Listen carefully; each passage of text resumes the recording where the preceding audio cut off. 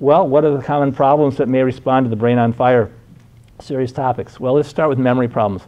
I saw a patient this week who about 3 years ago or so came into me, late 50s, maybe 60-ish, and she was having trouble with her memory.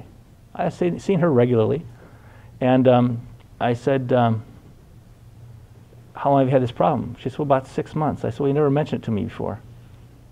She said, yeah, I know, I just thought maybe it'd go away. She said, but it's getting worse and I'm really worried.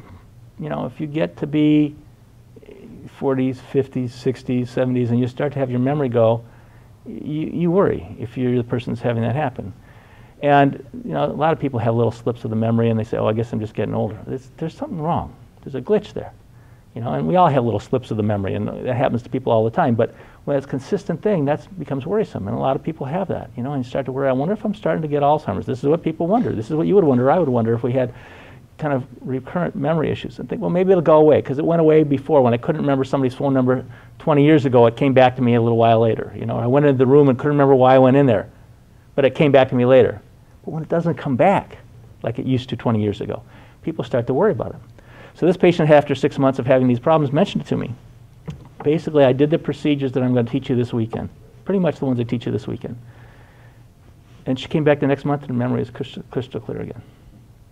Now, I didn't do sessions 1 and session 2 and session 4. I just did what I'm going to teach you this weekend. I said, you know what? I got to teach this stuff. And actually, I saw her again this week.